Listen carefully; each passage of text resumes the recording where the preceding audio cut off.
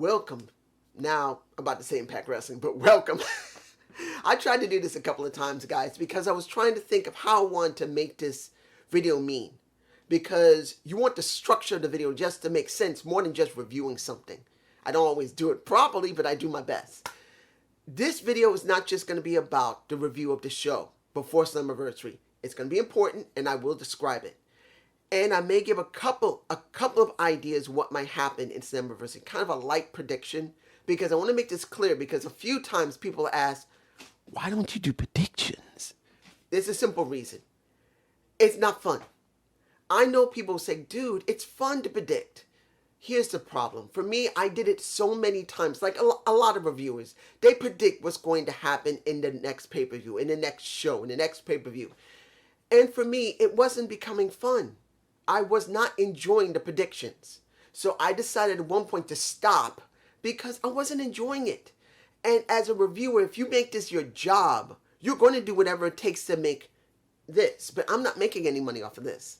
This is just my passion to enjoy wrestling and to give my very humble, I'm saying again, humble, my most humble thoughts of this, because I am no expert. I am not a Dave Meltzer. I'm not a Just Alex who's making money. I'm not a JD or Solomon or even the Select Daddy. I'm not a guy that's making any cash off of this. I'm not saying my ideas and my thoughts are not valid, but let's be honest here. They're doing this. I'm not. I got barely anybody looking at my videos. Sometimes I get 50, sometimes I get 100 if I'm lucky. I could say, guys, share this on Facebook or Twitter, whatever you want, in the hopes of bringing more people in, but I'm not doing this to make money. You guys already know this. So predictions, I just couldn't do them. I got tired of them after a while because they weren't fun.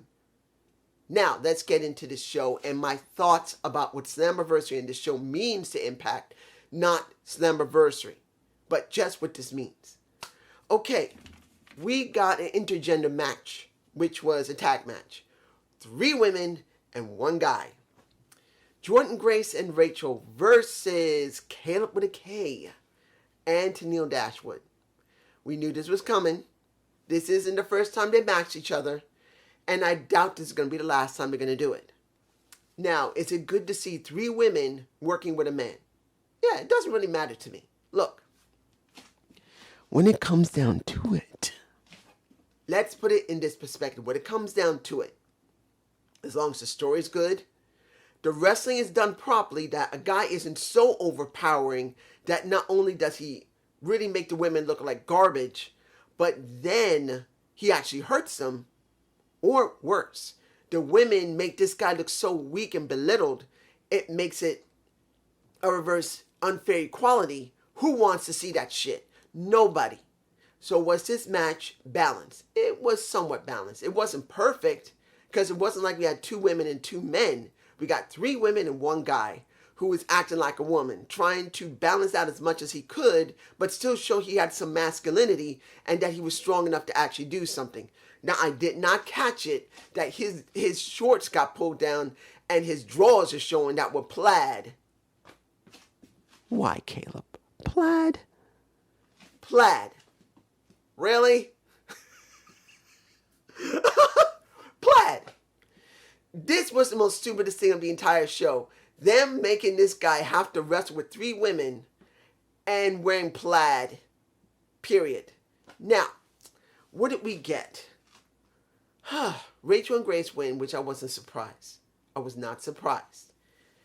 But here's the thing.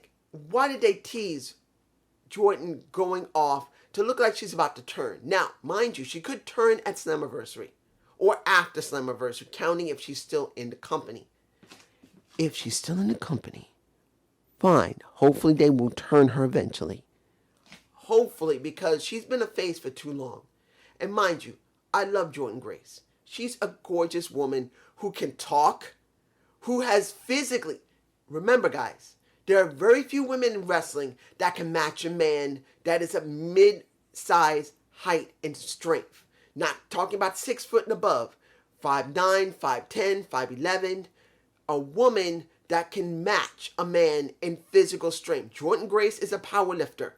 We know she's a power lifter. We've seen her lift over 160, 170 in weight. They don't do it anymore, but when she first appeared, she wasn't playing around. She was throwing around some heavy weights. So we know she's physically capable of taking a guy that's near 200 pounds, picking his ass up, holding him there, and throwing his ass around, which you saw with Caleb. She gave his ass a full power bomb. So she's a real woman that can deal with the men. Unlike Tessa Blanchard, who never felt like she could deal with men. Never. And I'm not against Tessa, but physically, she was never strong enough to deal with the men 100%. Jordan is. So she should have had that spot than Tessa. But since she didn't have the Blanchard name, there you go. And I'm not against Tessa. She is a damn good worker. She earned it. But I'd rather see Jordan Grace in that because she fits the criteria better. Now, I don't know what they're going to do for Slammiversary with them. I don't know. I just don't. Now, let's make this very clear. I was not fond of Tasha going against Havoc. I never liked this momentum match. I never like momentum matches. Look, whether it's single or tag, I hate them with a fucking passion. You know why? Because they do it so damn often, they don't mean anything. Those type of matches are meant to be done maybe 3 times out of the year for very special cases. For the tag teams, for maybe the X Division, and for the world title. They're supposed to be done maybe once or twice a year. You don't see them every few months or every few weeks for that matter. Enhancement matches suck in that respect of giving momentum to somebody in a pay-per-view. It just sucks. Now, Havoc won. And I wasn't surprised. I wasn't. Jordan Grace lost last time. No, not Jordan Grace. No, I can't remember. I remember when the Hood Rats went up against Jordan Grace and Rachel Ellering, Jordan Grace lost. Now going against Rosemary, if I remember, won. And now Havoc won. And now Havoc let's give it in this respect because Su Young's about to be included in this. I'm not putting any images here because I don't have enough of them.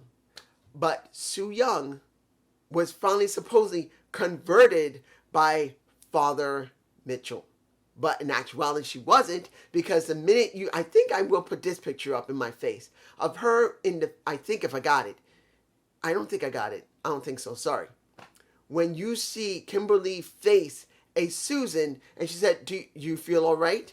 Do you know what's going on? Is she there? You know about Su Young says that I already dealt with him. I've dealt with him. She's talking about Father Mitchell.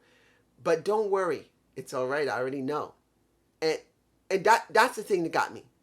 When Kimberly said it didn't work, she said, I know about Su Young. I've always known. Really? Su Young at any time could have came out.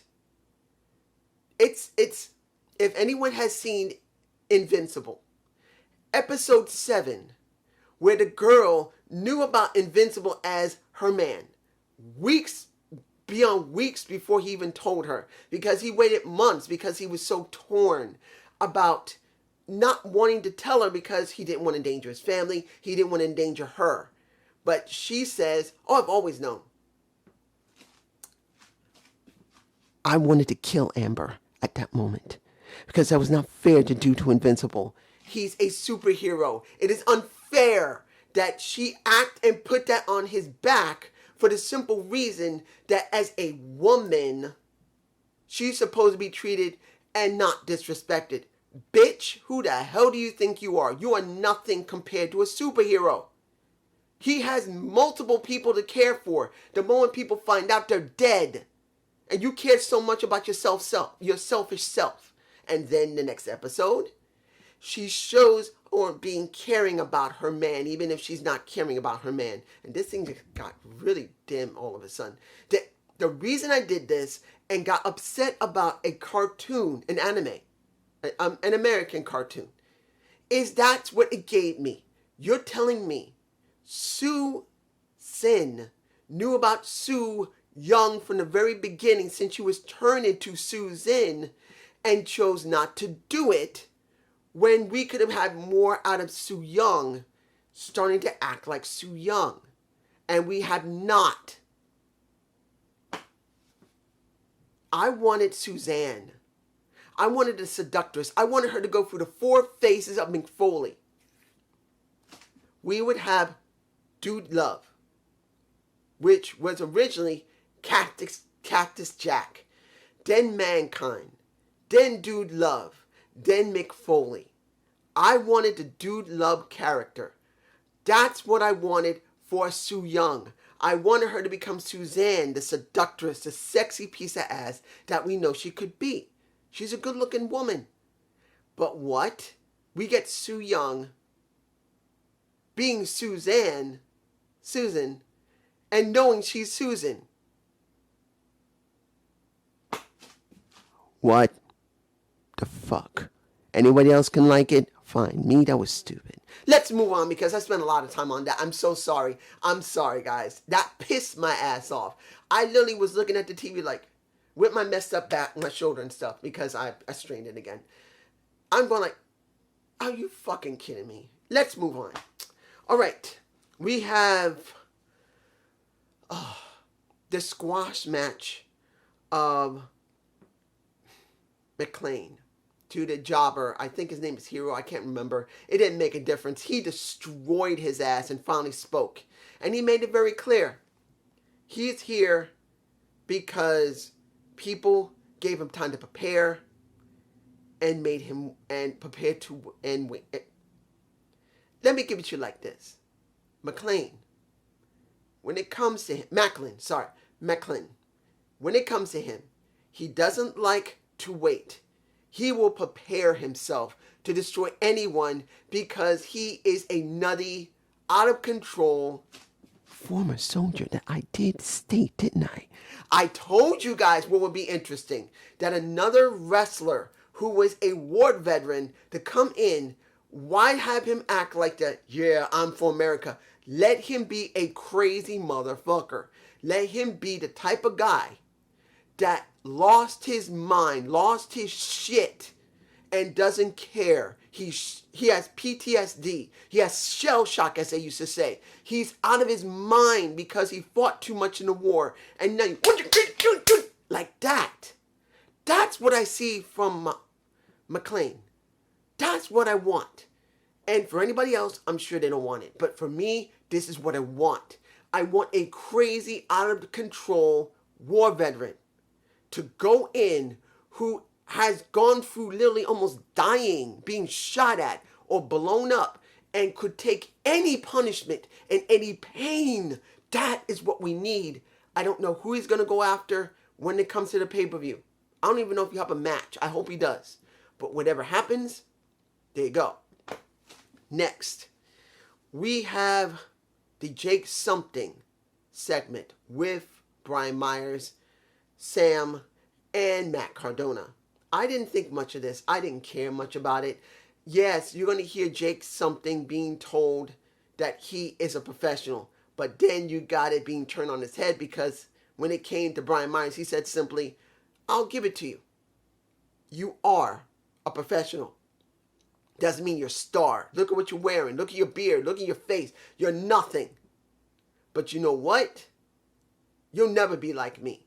And then the fight breaks out. Now, I know I can crank back, and I will in a moment. But you get to Neil Dashwood, who already had a match early in the day, of that day, nut shot the Matt Cardona. And he falls to the floor. You got to Neil Dashwood with Brian Myers and the Caliph with a K. And once Matt Cardona gets in the back, and he is pissed. He's going like, I can't believe you. We've known each other 18 years. You haven't changed one damn bit, you son of a bitch. And to Neil, I haven't seen you or talked to you in years. Years. Why are you bothering me, woman? Then you got Scott D'Amore says, you know what? I was going to give you a match. After what happened with Tennille, you got a problem with a woman? You need somebody. Do you know anybody? And you can see him going like, I may know somebody. Now, I gotta say this. I do know that Laura Van Ness did debut on ROH a few days before. I didn't see it, but she did debut. That's what I found out. She debuted on ROH. But it doesn't mean she has a locked contract with ROH. She might have an unlocked contract where she can go anywhere she wants. So now she's going to appear, and I believe it will be her, because it'll make perfect sense that his former girlfriend is now meeting his current wife. That would make it interesting. And counting if Laura Van Ness is going to be on the roster of Impact Wrestling, it will make sense. This is one of the predictions I'm doing. Now, let's get to a Dana Purrazzo. Let's make this very clear. The signing of the contract was a formality. If she wanted extra money, a little bit extra money, a little bit of a rematch clause just in case something goes wrong, that's why she signed it. She was pissed. She wants to still know who her opponent is, and no one's telling her. And pretty much they did a little knock at No Way Jose from WWE. And you see Tommy coming out. I don't have that shot. And he says, we don't have him signed, though. I'm not going to say who's there. Not. I'd rather be guessing. I mean, when I watch the thing, if I'm going to guess while I'm watching it and writing my notes, that's what I'll guess. I'm not guessing now because I'm not going to ruin it for myself. Period. Let's move on. But you guys can say who you think it is for yourself. And I could think about it, but I'm not going to give a prediction. I'll just probably say, hey, that's a good guess. I don't know if that person's going to be there because I already know this or that. I will tell you that if I find out. But you guys tell me below.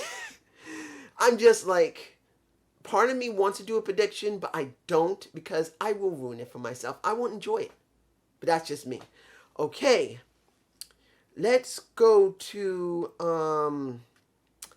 the 8-man tag, which I did not enjoy. But it did have a good ending. I'm not even going to talk about the match itself. This was about the Bay. The Chris Bay. The smooth criminal himself, who literally tricked everybody. He tricked everybody of the faces and heels. He tricked them all. He beat up on the faces. He fought the heels. He beat up on the heels. He got a chair and he whacked the heels in the back. And when they had to retreat and all the faces were in the ring, well, eventually Trey got in the ring, you see him turn on them too. He is for himself. This is a smooth criminal. You now know why I say he's a smooth criminal. He will rob you of your money, your house, your woman, your sanity, even your loyalty. He is a smooth criminal, baby. He tricked everybody into thinking he's going to pick a side when he never picked any side from the very beginning.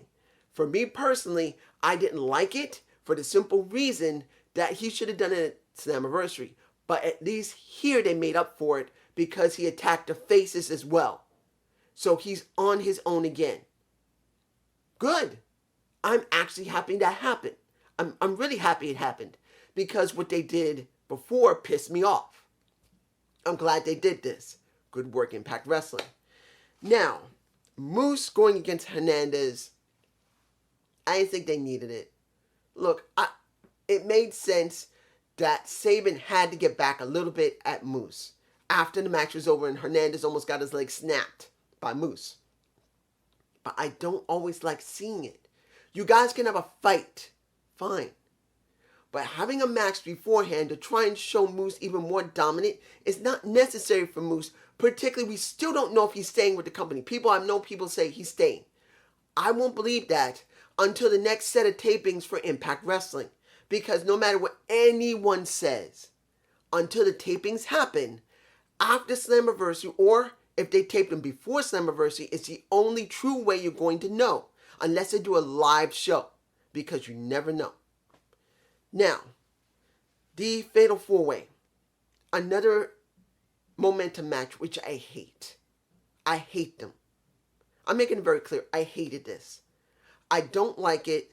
And yes, Dorling won, and it was over. Who did he pin? I don't even remember who he pinned. But it doesn't matter to me who he pinned. I think he might have pinned Falaba. I don't care. I hate these momentum matches because it takes away from all the things that people could be doing in the ring at the damn pay-per-view. You actually think just because you see it here, it isn't kind of a boring repeat of what you'll get at it. Tell me below, how many times have we seen the same damn moves at the pay-per-view where this was supposed to mean something? It's the same damn thing. I don't want to see it on a regular show. Leave it for the pay-per-view to make it mean special. I'm combining my words. It's pissing me off. Make it mean something. Make it special. Now, I'm done. If I'm forgetting something, I'm sorry. I want to make this clear. As of this moment, as I said in the beginning of this review, this is not about this show leading into Slammiversary and Slammiversary. This is about Impact Wrestling. Right now, I know they're getting tickets and they're going to have fans. But they need to understand something clearly. They need a full change of direction. 100%. Last year wasn't about just a pandemic that screwed them over. Tessa Blanchard leaving the company the way she did, them having to fire her, messed up the company very badly, messed up the reputation of Sami Callihan. Even though no one's saying it, Sami got screwed over. He literally, as I said before, she was no Daniel Bryan, and she was no China. And Sami Callihan literally bent his ass over and let her put a stick up it. If anybody doesn't think that Sami didn't go to bat for her for last year to get her to win the damn title, you got another thing coming. He went to bat for her, even if I'm telling you, I don't know what they talked about in the back. But when it comes down to it, for Sami to devote that much into their feud, he was into it because he wanted to see her succeed. And in the end last year, she fucked the company by not wanting to go back. It's understandable if she could have caught the virus. And they could have just said she just couldn't come because of what was going on in Mexico. She had to relinquish the title. But no, they fired her. They didn't just have to strip her of the title because she wasn't able to travel because of the restriction. No, she could have still been part of the company. It's just that she didn't want to work with them anymore, and that screwed them over.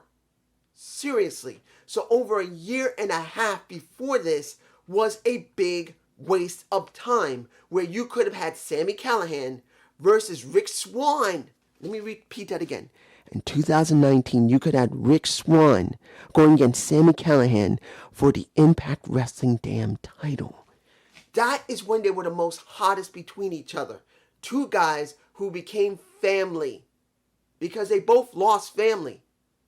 Rich Swann lost both his parents. Sami Callihan lost both his parents. Rich lost both of his parents, and he was homeless at one point, and Sami took him in and treated him like he's truly his family. Then Sami lost his family. That means these two legitimately, if they truly are family, which they are, they will be together for the rest of each other's lives unless they piss each other off enough and they will never talk again. Sami Callihan and Rich Swann in real life are like family. You could have made something out of that in 2019. But no, they devoted it all to Tessa. This is a make and break for Impact Wrestling. They have to literally wipe the slate clean on what they did with Tessa Blanchard. Not to forget they let a woman be the world champion. I'm not saying that. I want to make this clear. I'm not saying that Tessa Blanchard didn't need to become champion. It was from the trending, and they went with it. I don't fully agree with it because of how they booked it, not about letting it happen. She was not a China. She was not a Daniel Bryan. She had no faction behind her. And she was not an underdog. She was a woman, and they made it all about her being a woman. So when it comes down to it, that is a big blemish on Impact Wrestling, along with the pandemic and no fans, and them spending all this time now deciding to start bringing fans back. They better have good amount of fans. They can't have that little rinky-dink little area they've been in and have maybe barely 100 people there. They can't be NWA. they must really have a lot of fans, over 1,000 to at least 500 fans in an arena or a stadium, wherever, in a small arena or someplace. If they don't, and the fans are not interested and they don't cheer because they don't have good, proper wrestling, they're done. No matter, and I want to make this clear, they're done in the respect that there are other companies that are going to outshine them so badly that it won't make any sense for them even to appear in America anymore. Because I'm being honest here, they might as well move to Canada. They might as well move to Europe. What is the point of trying to get the American market if the fans don't even care about coming? And you don't give them compelling stories and definitely good wrestling. They better get it right after Slammiversary, going into Bound for Glory, or they are a joke, way worse than they are now. Because people are snickering at them a little bit. Particularly that's going on with Kenny Omega, and they gained Impact Wrestling. Because they got nothing out of the Kenny Omega and the AEW partnership. Hell, they got nothing out of, and calm down. They got nothing out of AEW, and they still got nothing out of New Japan Pro Wrestling. What have they gained out of both promotions? Nothing. Tell me I'm wrong. Please give me some reason why I'm wrong. I would like to hear it. Not because I want to tell you off, but because I want to know if I'm right. But this is just my point of view. Peace.